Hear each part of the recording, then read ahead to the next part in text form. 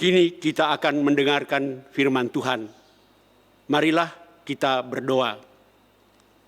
Bapa di surga, firman-Mu hendak diberitakan dan didengarkan oleh umat-Mu.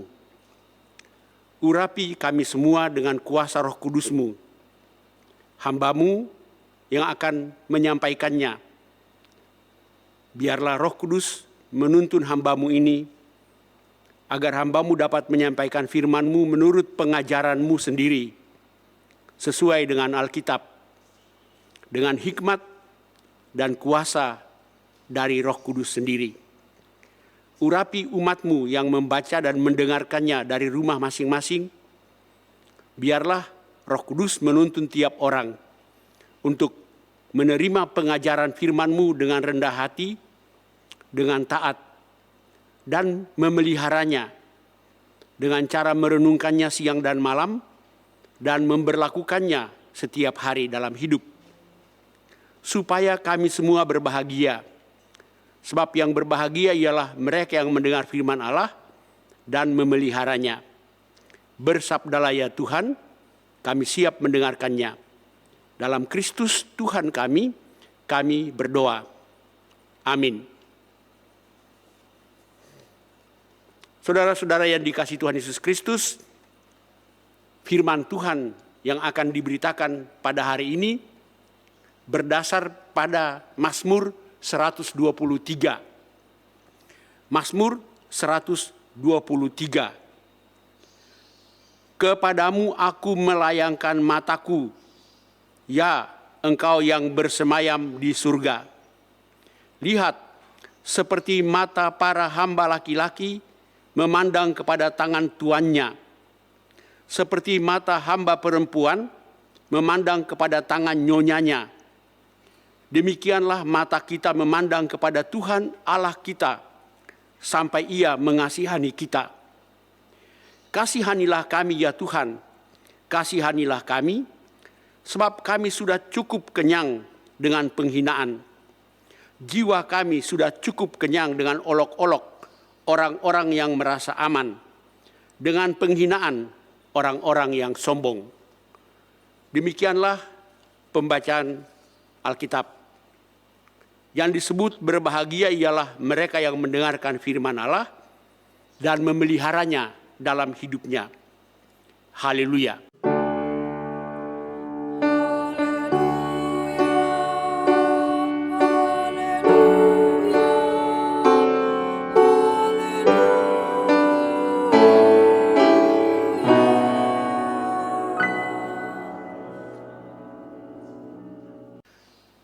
Saudara-saudara yang dikasihi Tuhan Yesus Kristus, pemazmur dalam Mazmur 123 tadi menggambarkan situasinya bahwa dia sedang berada dalam suasana yang gak enak. Suasana bahkan tertindas karena dia dihina dan diolok-olok. Ya, itu kita bisa baca itu pada ayat yang ketiga dan keempat.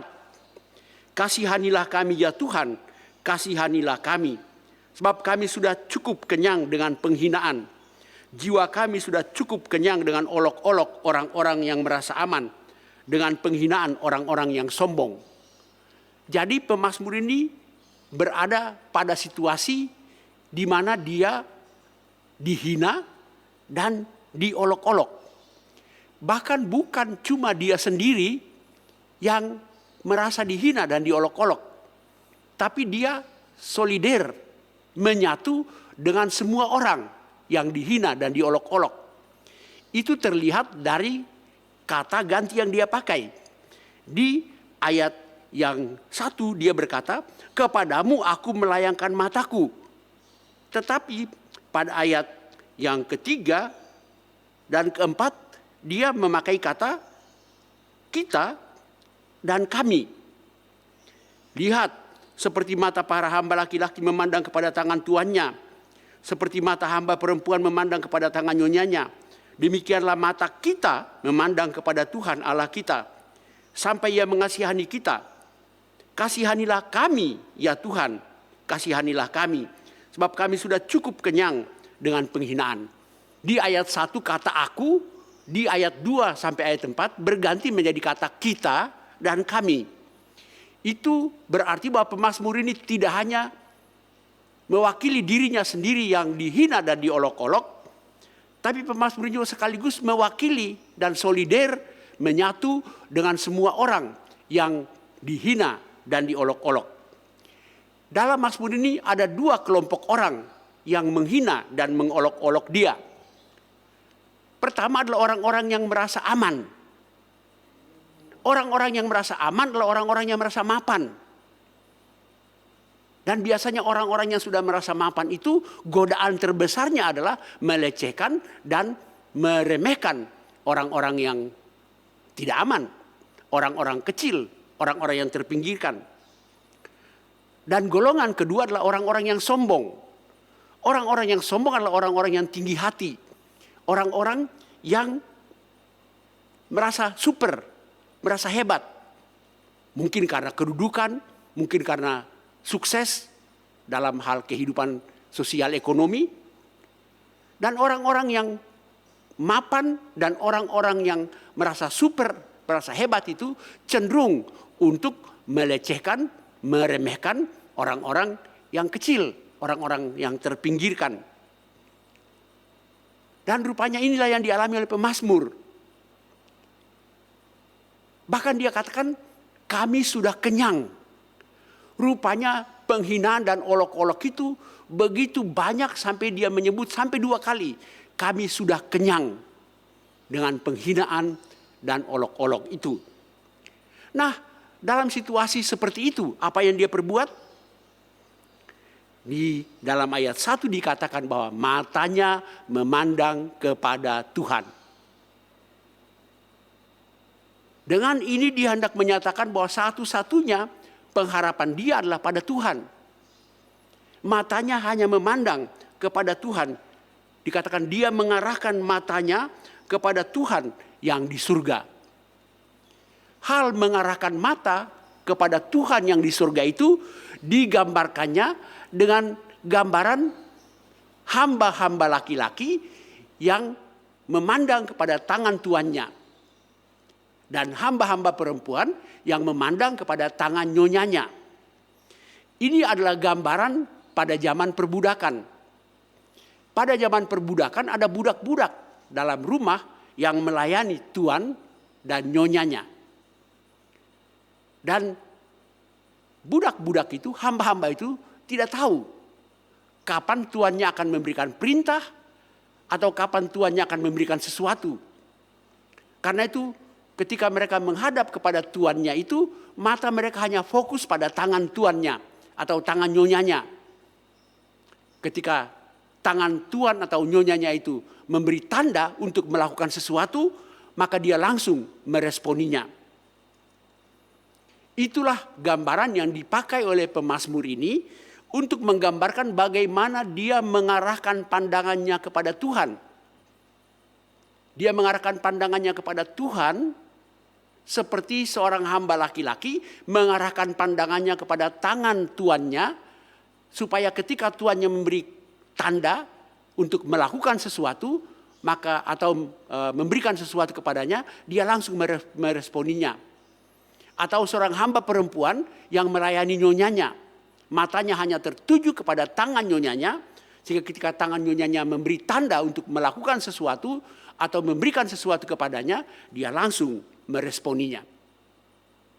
Itulah gambaran si pemazmur ini yang dalam kondisi dihina, diolok-olok, pokoknya kondisi nggak enak, kondisi tertindas secara psikologis, dan dia hanya mengarahkan matanya kepada Tuhan. Nah, saudara-saudara, ternyata pemazmur ini mengarahkan matanya kepada Tuhan. Tapi untuk apa? Dia mengarahkan matanya kepada Tuhan bukan untuk meminta agar Tuhan mengganjar atau menghukum orang-orang yang menghina dan mengolok-olok dia. Bukan. Tapi dia mengarahkan matanya kepada Tuhan Dikatakan sampai Tuhan mengasihaninya. Bahkan sampai Tuhan mengasihani kami. Jadi dia mengarahkan matanya kepada Tuhan untuk mengharapkan belas kasihan Tuhan. Dia tidak minta agar Tuhan mengganjar atau menghukum orang-orang yang merasa aman tadi, orang-orang yang sombong tadi, yang menghina dan mengolok-olok dia. Tidak. Dia hanya mengharapkan belas kasihan Tuhan. Tapi dia tidak tahu kapan Tuhan menolong dia. Dia tidak tahu kapan Tuhan menyatakan belas kasihan Tuhan kepada dia. Makanya dia katakan dia tetap mengarahkan matanya kepada Tuhan sampai Tuhan mengasihani dia. Artinya ketika dia mengarahkan matanya kepada Tuhan, ketika dia berseru kepada Tuhan, Tuhan tidak langsung menjawab dia. Tuhan tidak langsung turun tangan. Karena itu dia tetap mengarahkan matanya kepada Tuhan. Dia tetap fokus pada Tuhan. Nanti saatnya, waktunya Tuhan bertindak. Itulah yang dilakukan oleh pemazmur ini. Nah, saudara-saudara, saya hendak menerapkan mazmur ini, renungan ini dalam konteks kita masa kini. Mungkin saja di antara kita ada yang pernah atau ada yang sedang, dan mungkin saja nanti di antara kita ada yang akan mengalami situasi seperti si pemazmur. Mungkin saja Anda pernah atau ada yang sedang atau nanti pada satu waktu akan mengalami bagaimana kita dilecehkan orang lain, dibully, dirundung, dianggap remeh, dihina, diolok-olok oleh orang-orang yang mapan, orang-orang yang merasa super. Dan apakah yang harus kita perbuat? Pemazmur ini mengajar kita agar ketika kita berada dalam situasi seperti itu, satu-satunya cara adalah berharap kepada anugerah Tuhan atau berharap pada belas kasihan Tuhan. Dan kita tidak tahu kapan Tuhan menolong kita. Karena itu mata kita harus terus fokus kepada Tuhan. Seringkali kesulitan-kesulitan hidup, penderitaan-penderitaan hidup, ketidaknyamanan dalam hidup membuat kita hanya fokus pada kesulitan itu. Dan ketika kita fokus pada kesulitan itu, kita tidak fokus pada Tuhan. Mazmur ini mengingatkan kita dan mengajak dan mengajar kita agar dalam segala kesulitan kita tetap mengarahkan pandangan kita kepada Tuhan. Situasi kita mungkin beda-beda. Tapi dalam konteks pandemi COVID-19 sekarang ini, saya hendak mengelaborasi, menguraikan atau menerapkan konteks mazmur ini lebih luas dari sekedar dihina dan diolok-olok. Mungkin suasana batin kita di saat pandemi ini dan suasana batin si pemazmur tidak sama. Suasana batin si pemazmur adalah bahwa seperti sudah saya jelaskan tadi, dia diolok-olok, dihina oleh orang-orang yang merasa mapan, yang aman, orang-orang yang sombong. Dalam situasi pandemi ini, situasi batin kita mungkin beda. Maksud saya ialah bahwa pandemi ini bukan mengolok-olok kita. Pandemi ini tidak menghina kita. Tapi ini adalah situasi yang mengakibatkan kita berada dalam keadaan tidak nyaman. Keadaan tidak enak. Kita berada pada keadaan yang suasana batin kita mungkin lebih berat dari suasana batin si pemazmur. Si pemazmur itu diolok-olok, dihina. Kita memang tidak diolok-olok mungkin secara bersama-sama. Kita tidak sedang dihina. Tapi situasi pandemi ini membuat kita merasa tertekan. Suasana batin tertekan itu juga yang sama. Si pemazmur batinnya tertekan oleh hinaan dan olok-olok, kita juga batin kita tertekan oleh COVID-19 ini. Diperparah pula dengan berbagai hoax yang tersebar di mana-mana, tapi juga dengan berbagai berita tentang COVID-19 ini yang disampaikan dengan cara yang tidak bijak. Yang membuat orang makin khawatir, orang makin takut, orang makin cemas. Lalu dalam situasi seperti ini apa yang harus kita buat? Mazmur ini mengajar kita dan mengajar kita agar tetap fokus pada Tuhan. Ketika kita hanya fokus pada COVID-19 ini, maka suasana batin kita justru makin hari makin tertekan. Suasana batin kita makin hari makin terasa berat. Tapi kita fokus pada Tuhan. Kita fokus pada Tuhan. Kenapa? Karena seperti pemazmur tadi, para budak itu tidak tahu kapan tiba saatnya Tuhan memberi tanda. Para budak itu tidak tahu kapan tuannya atau nyonyanya bertindak. Karena itu sampai tuannya bertindak, nyonyanya bertindak, mereka tetap fokus. Begitu juga kita. Dalam situasi seburuk apapun, jangan sampai kita tidak fokus pada Tuhan. Situasi yang buruk bisa membuat kita salah fokus. Bahkan gagal fokus. Fokus kita teralihkan dari Tuhan kepada ketakutan itu sendiri. Kepada kecemasan itu sendiri. Sama seperti pemazmur, dia tidak fokus pada hinaan dan olok-olokan itu. Walaupun dia bilang dia sudah kenyang. Tapi dia tidak fokus di situ. Dia fokus pada Tuhan. Karena dia yakin pertolongan hanya dari Tuhan. Begitulah kita. Inti renungan ini ialah bahwa dalam situasi seburuk apapun, janganlah kita fokus pada situasi yang buruk itu. Tapi marilah kita tetap fokus pada Tuhan. Kita tidak tahu kapan tindakan Tuhan nyata. Kita tidak tahu kapan pertolongan Tuhan menjadi nyata bagi kita. Tapi antara saat ini ketika kita fokus pada Tuhan sampai pertolongan Tuhan menjadi nyata, jangan sampai kita beralih fokus. Saya memakai kata fokus. Pemazmur memakai kata mengarahkan matanya kepada Tuhan. Oleh karena itu saudara-saudara, renungan hari ini hendak mengajar kita supaya tetap fokus pada Tuhan. Sampai saat Tuhan bertindak menolong kita. Amin.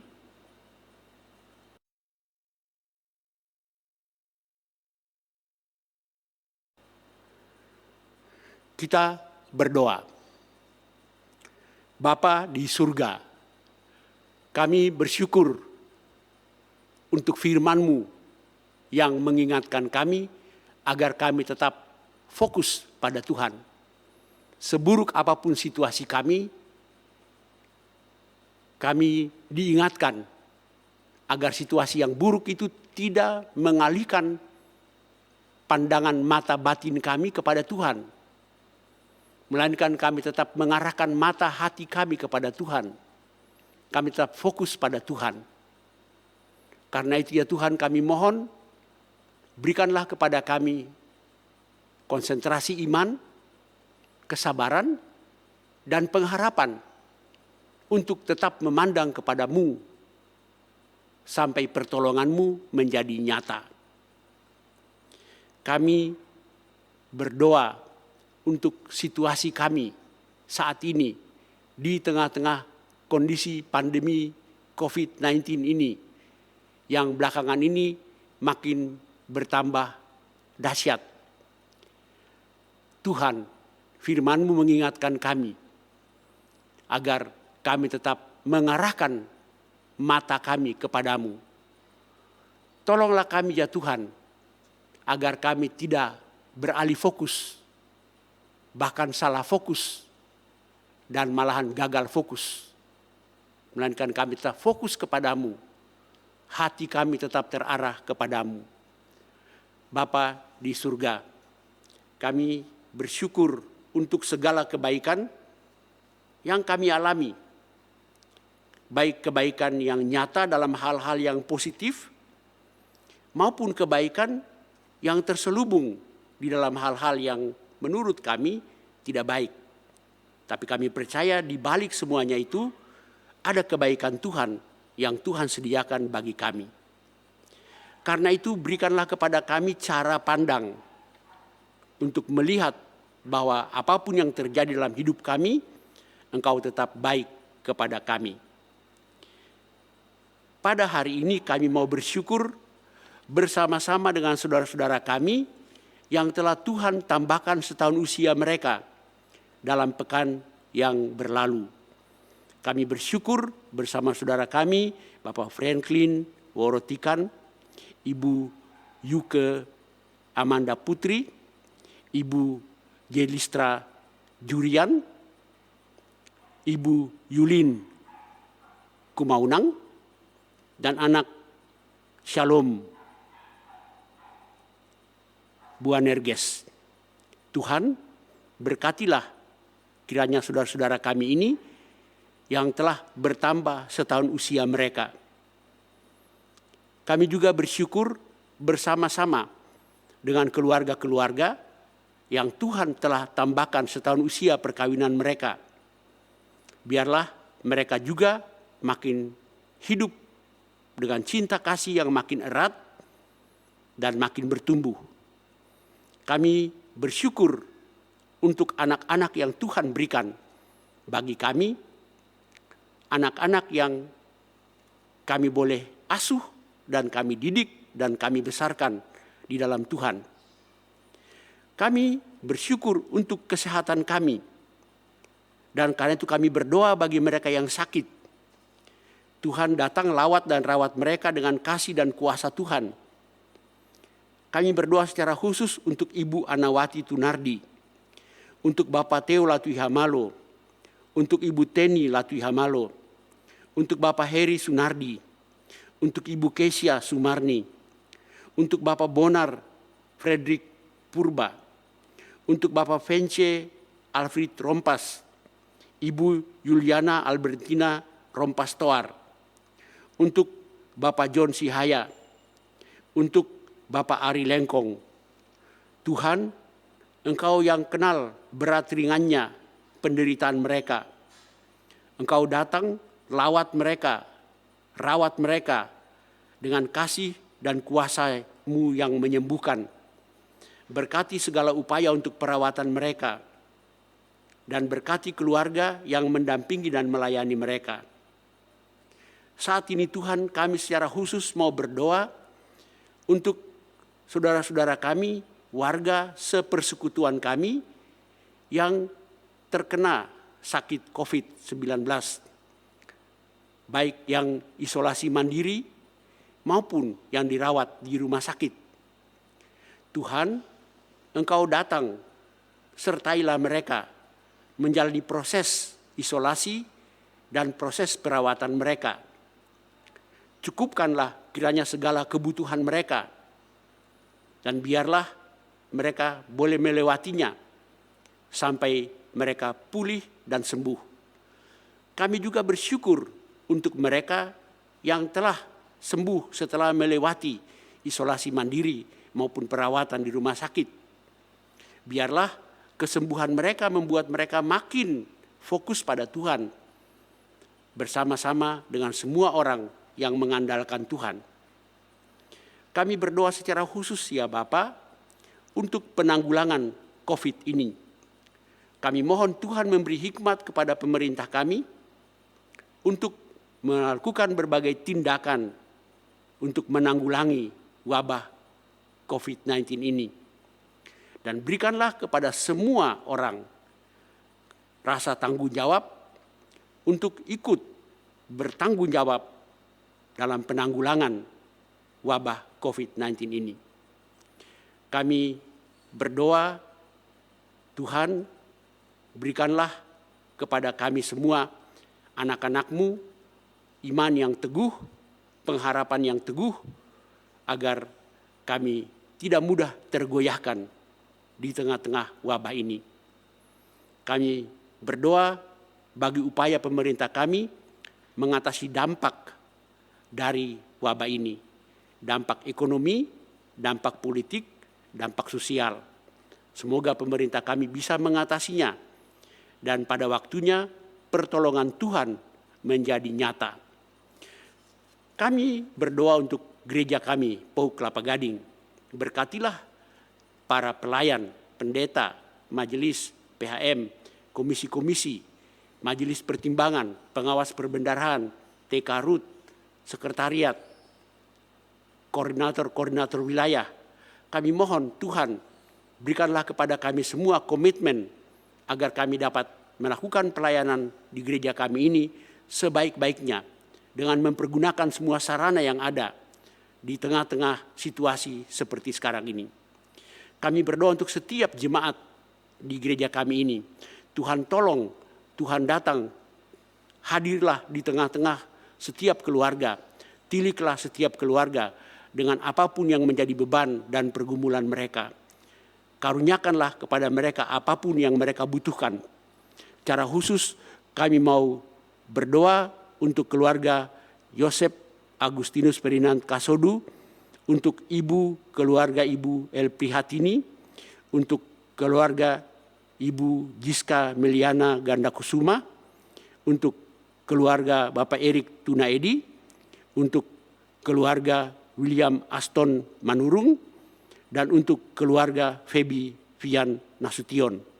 Tuhan, Engkau yang secara khusus kami doakan untuk datang, hadir di tengah-tengah keluarga ini, apapun yang menjadi pergumulan mereka, apapun yang menjadi doa dan harapan mereka, Engkau yang mengabulkannya menurut kehendak-Mu dan menurut rencana-Mu. Kami berdoa juga untuk persiapan perayaan hari ulang tahun kami. Kami berdoa untuk panitia yang bekerja untuk mempersiapkan semua hal untuk perayaan ini.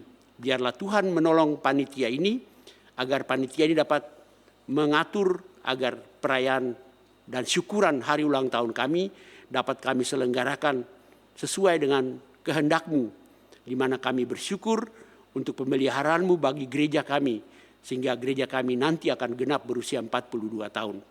Terima kasih Tuhan. Bapa di surga, Engkau yang mengenal setiap kami. Engkau tahu apapun yang menjadi kerinduan hati kami satu persatu. Karuniakanlah kepada kami apa yang terbaik sesuai dengan yang Engkau rancangkan bagi kami, dan berikanlah kepada kami sikap rendah hati untuk menerima apapun yang terjadi dalam hidup kami, dalam keyakinan bahwa Tuhan merancang semuanya untuk kebaikan kami. Ini doa syukur kami, ini doa syafaat kami. Kami naikkan di dalam nama Tuhan kami, Yesus Kristus, Juru Selamat kami. Dan kami berdoa menurut doa yang Tuhan Yesus ajarkan. Bapa kami yang di surga, dikuduskanlah nama-Mu. Datanglah kerajaan-Mu. Jadilah kehendak-Mu di bumi seperti di surga. Berikanlah kami pada hari ini makanan kami yang secukupnya. Dan ampunilah kami akan kesalahan kami, seperti kami juga mengampuni orang yang bersalah kepada kami. Dan janganlah membawa kami ke dalam pencobaan, tetapi lepaskanlah kami dari yang jahat. Karena Engkau-lah yang mempunyai kerajaan dan kuasa dan kemuliaan sampai selama-lamanya. Amin.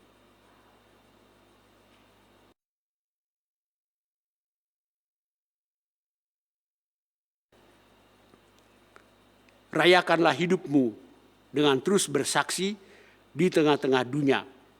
Dan nyatakanlah kasih Tuhan dalam seluruh hidupmu. Marilah berdiri dan kita bernyanyi dari Kidung Keesan 740 bait 1 dan bait 2.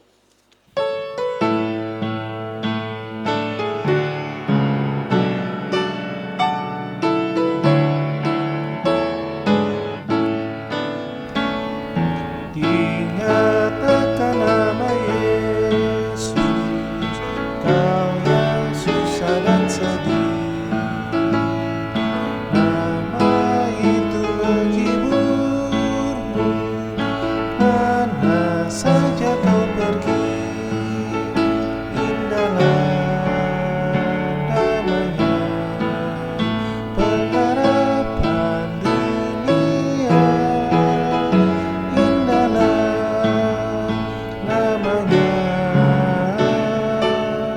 suka surga yang bakal, bawa nama Tuhan Yesus, itulah perisaimu.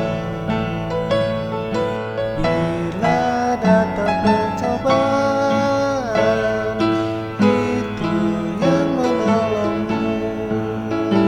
Indahlah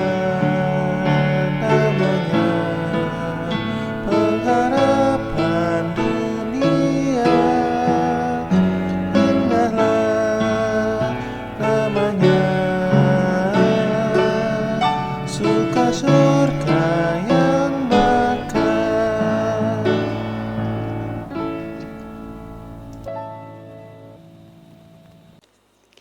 Arahkanlah hatimu kepada Tuhan dan terimalah janji dan jaminan berkat dari Tuhan. Tuhan memberkati engkau dan melindungi engkau. Tuhan menyinari engkau dengan wajah-Nya dan memberi engkau kasih karunia. Tuhan menghadapkan kepada engkau wajah-Nya dan memberi engkau damai sejahtera. Amin.